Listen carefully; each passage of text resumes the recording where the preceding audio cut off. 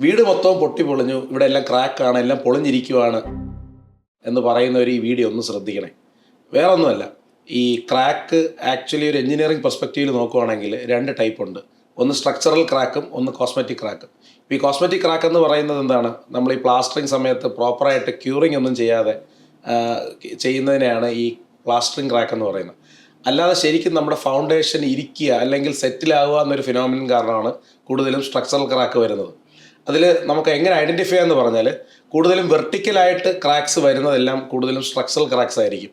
എന്നാൽ ഹൊറിസോണ്ടലായിട്ട് ഈ column, beam, ബ്രിക്കൊക്കെ join ചെയ്യുന്നിടത്ത് വരുന്ന ക്രാക്ക് എന്ന് പറയുന്നത് കൂടുതലും പ്ലാസ്റ്ററിങ് റിലേറ്റഡ് ആയിട്ടുള്ള ക്രാക്കാണ്.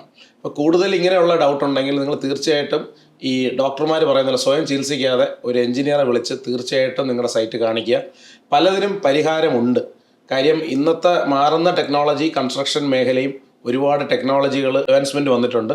ഇതിന് സ്പെഷ്യലിസ്റ്റ് ആയിട്ടുള്ള ആൾക്കാർ ഉണ്ട്. അപ്പോൾ അവരുടെ സേവനം ഉപയോഗിക്കുന്നതിന് മുമ്പ് ഒരു എഞ്ചിനീയറെ കണ്ട് എന്താണ് പ്രോപ്പർ ചെയ്യേണ്ടതെന്ന് പറഞ്ഞാൽ അതിനുള്ള സൊല്യൂഷൻ നിങ്ങളുടെ അടുത്തുള്ള ഒരു എഞ്ചിനീയർ ചെയ്തു തരും.